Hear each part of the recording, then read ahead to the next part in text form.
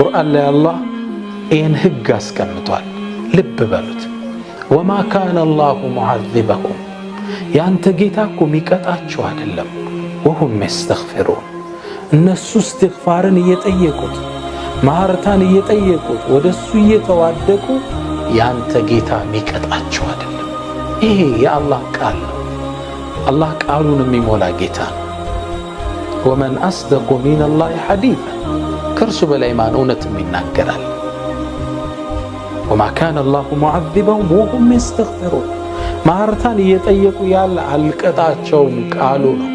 ሌላ ቦታ ምን ሰማው ዜና ቤቶቻችን እንዳይመጣ ወደ አላህ መዋደቅ ከኛ ይጠበቃል። ሰይድና ዑመር ብን ኸጣብ ይህን የቁርአን አንቀጽ ሲያብራሩት ለው ነዘለት ሳዒቀቱ ሚነ ሰማ ከሰማይ እኮ መቅሰፍት ቢወርድ ወደ መሬት ማ አሳበት ልሙስተግፊር ይላል። እስትግፋር የሚያረግን ሰው አትነካውም ይላል። ግልጽ ነው። ምን ነው አላህ ቃሉን ሞልቷል። ወማ ካነ አላሁ ሙዐዚበሁም ያንተ ጌታ እኮ ሚቀጣቸው አይደለም። ወሁም የስተግፊሩ እነሱ እስትግፋር እያደረጉ እያለ ጌታ ሚቀጣቸው አይደለም። ሙስተግፊር ከበላዎች ሁሉ የተጠበቀ ሰው፣ ሁሌም ማህረታን አላህ የሚጠይቅ ሰው ከመቅስፈት የተጠበቀ ሰው። ሁሌ እንደሚወራው ወደ ኢማም አልሐሰን አልበስሪ አንዱ ግለሰብ መጥቶ ጠየቃቸው። ልጅ አጣው አላቸው። እስትግፋር አርጋሉት። ሌላው መጣ ኢኮኖሚ ችግር አለብኝ አላቸው። እስትግፋር አርጋሉት። ሶስተኛው መጣ ወንጀል በዛብኝ አሉት። እስትግፋር አርጋሉት። ለሁሉም ጥያቄዎች ተመሳሳይ መልስ ሲሰጡ ያዳመጡ ደረሳዎቻቸው ጠይቋቸው፣ ይሄ ልጅ የለኝም አለ፣ እስትግፋር አላችሁ። ይሄ ሪዝቅ ጠበበብኝ ስራ አልሆንልኝ አላችሁ፣ እስትግፋር አላችሁ። ይሄ ወንጀል ሰራው አለ፣ እስትግፋር አላችሁ። ለሁሉም ጥያቄ አንድ ነገር እንዴት መፍትሄ ይሆናል አሏቸው። እኔ የታመጣሁት ቁርአን ላይ እኮ ነው። ፈቁልቱ እስተግፊሩ ረበኩም ኢነሁ ካነ ገፋራ ጌታችሁን ማህረታ ጠይቁ አልኳቸው ይላል ነቢዩላህ ኑህ። ጌታችሁ መሐሪ ነው። ዩርሲል ሰማ ዓለይኩም ሚድራራ ሰማይን በዝናብ ይለቅላችኋል። ወዩምዲድኩም ቢአምዋል ገንዘብ ይለቅላችኋል። ኢኮኖሚካል ችግሮች ይነሳሉ። ወበኒ ልጆችን ይሰጣችኋል።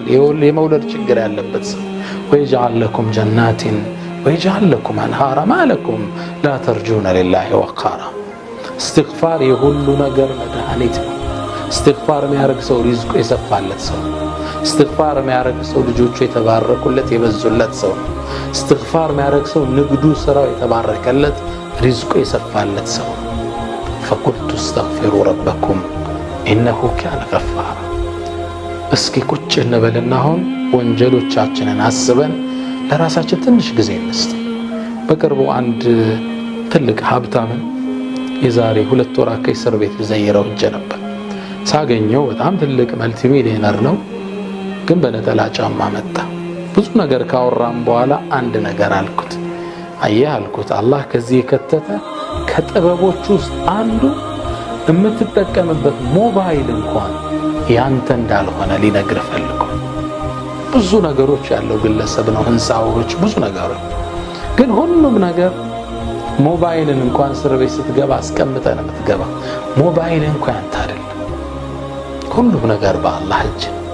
ማህረታውን ከጠየቅነው ሪዝቃችን ሊሞላልን፣ ወንጀላችን ሊመረን፣ የመጣብንን መቅሰፍት ሊያነሳው ቻይ ነው ሱብሃነ። ስለዚህ እስትግፋር እናብዛ፣ ማህረታውን እንጠይቀው። ቢያንስ በቀን አላህ ይወፍቀን 1000 እንበል። እስተግፊሩላህ እስተግፊሩላህ ወአቱቡ ኢለይክ ወደ አንተ ተመልሻለሁ ተጸጽቻለሁ እንበለው። ይህን ቪዲዮ አዳምጣችሁ እናንተ ጋተውት አሰራጩት። በርካቶቻችን እስትግፋርን ባልነ ቁጥር የአላህ እዝነት ወደ ዓለማችን ወደ ቤታችን ይገባ ዘንድ ይከጀላልና